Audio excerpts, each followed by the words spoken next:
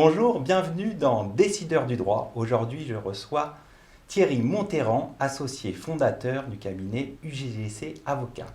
Thierry Monterrand, bonjour. Bonjour.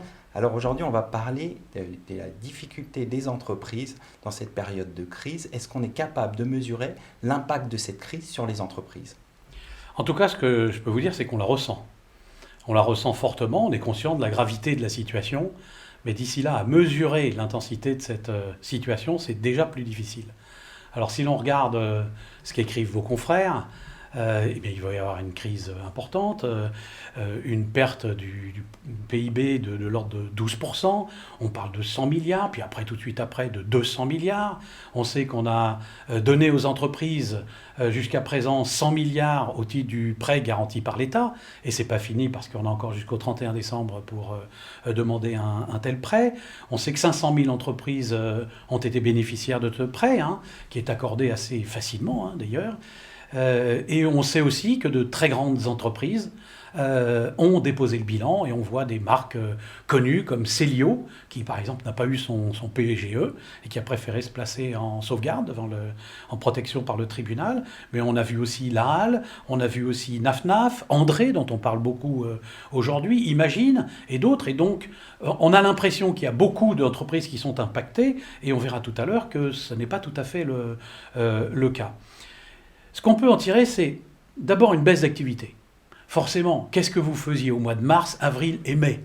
On était confinés, donc même ici, vous n'aviez pas le droit de vous rendre sur votre lieu de travail. C'était pareil pour les avocats, c'était pareil pour toutes les entreprises.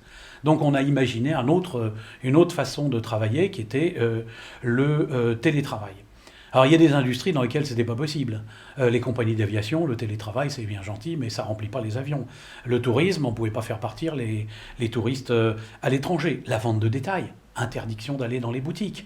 Donc là, ça a été dramatique pour tout ce qui est mode. La mode, par définition, c'est très court. Alors toute la collection été, je ne sais pas ce qu'ils vont en faire, mais ça va être difficile. Et donc, on voit bien les difficultés. Et autre problème, à Paris, en région parisienne, il faut prendre des transports en commun. Alors une fois qu'on est passé le 11 mai, c'était difficile d'aller prendre le métro et le train pour aller aux entreprises. Donc qu'est-ce qu'elles ont fait les entreprises ? Elles ont dit restez chez vous. Et on va continuer à bénéficier du chômage partiel qui a été une aide par le gouvernement. Alors qu'en province, ce problème-là ne se posait pas. Il y a une reprise plus rapide en province simplement pour le problème des transports.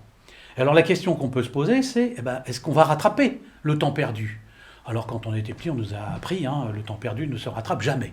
C'est un peu ça quand même. Les compagnies d'aviation, elles ne récupéreront pas le chiffre d'affaires qu'elles ont perdu, ni les sociétés de tourisme. Les restaurants, peut-être. Parce que c'est vrai qu'après le confinement, on a eu une forte envie de sortir et d'aller se retrouver au restaurant, dans des bars, etc.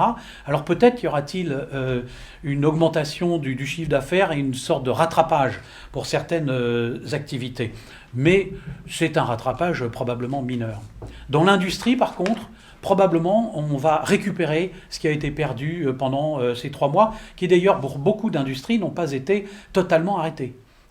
On a permis aux gens de venir travailler, alors il y en avait peut-être que la moitié ou les 2/3 peut-être, mais beaucoup d'entreprises dans l'industrie ont continué à fournir. Et alors l'impact sur les entreprises, il est difficile à mesurer. Si vous regardez les chiffres, vous allez vous dire, mois de mars, avril, mai, il n'y a pas eu beaucoup de dépôts de bilan. Oui, mais c'était pas facile, on n'avait pas le droit d'aller au tribunal. Et donc, qu'est-ce qu'on a fait ? La lutte contre le Covid s'est organisée pour tout ce qui était urgence. En urgence, nous, on en a 2. La prévention, pour essayer de mettre en œuvre des mesures de prévention avant que la situation ne se dégrade, et les entreprises qui vont très mal à tel point qu'elles ne peuvent pas payer les salaires des employés. Alors, si on ne peut pas payer les salaires, comment vont-ils faire ? Il n'y a pas d'autre solution que, en urgence, imaginer la façon dont on pourrait se réunir alors qu'on n'a pas le droit d'aller au tribunal. Alors justement, vous avez dit qu'il y a eu très peu de faillites dans la période précédente. Est-ce que justement, à la rentrée, on va avoir une avalanche de faillites d'entreprises ? Oui, probablement. Non, pas tout de suite. Probablement parce que c'est très simple. Vous avez une entreprise qui, en moyenne, a une rémunération sous forme de bénéfice de l'ordre de, on va dire, entre 2 et 10%. de son chiffre d'affaires. Elle a déjà perdu 3 mois, donc 25% de son chiffre d'affaires. On voit bien que si on veut que cette entreprise ne coule pas, il va falloir lui donner du temps. Donc le PGE, le prêt garanti par l'État, il a été fait pour ça. Encore faut-il qu'il dure dans le temps. Et donc au bout d'1 an, l'entreprise a fait le choix, elle a le choix de transformer ce PGE d'1 an en un PGE de 6 ans. Là, on peut raisonnablement penser que ce remboursement sur 6 ans va lui permettre de faire face aux difficultés. Mais elle n'a pas que celle-là. Elle a les aides que l'on peut avoir, charges sociales. On peut les reporter. Très bien, mais il faut les rembourser. Le loyer, on peut le reporter, mais il faut le rembourser. Or, si le remboursement se fait dans un temps très court, l'entreprise ira au tapis. Si on lui laisse du temps, eh bien, elle pourra peut-être surmonter ses difficultés. Il faut le temps de l'avoir de la trésorerie. Il faut le temps de reconstituer la trésorerie et une marge bénéficiaire. Et justement, vous avez évoqué les mesures de soutien du gouvernement. Quel bilan faites-vous de ces mesures de soutien ? J'ai entendu qu'elles étaient critiquées. S'il n'y avait pas eu ces mesures de soutien, on serait envahi de dépôts de bilan et on ne parlerait pas des 40 à 60 000 dépôts de bilan, on parlerait de centaines de milliers de dépôts de bilan. Donc en fait, ces mesures de chômage partiel, de prêts garantis par l'État, de report de charges, etc., ont été salutaires. Maintenant, est-ce qu'elles sont suffisantes ? Ça dépendra, comme on le disait tout à l'heure, du délai d'amortissement de ces aides. En définitive, comment vous envisagez les prochains mois ? Je vais vous faire un aveu. J'ai dit à ma femme, il faut absolument qu'on parte en vacances au mois d'août et qu'on se repose vraiment. Voilà, c'est la réponse à votre question. Je pense qu'à partir de septembre, octobre, mais pas simplement septembre, octobre, novembre, décembre et toute l'année 2021, on va avoir beaucoup de travail.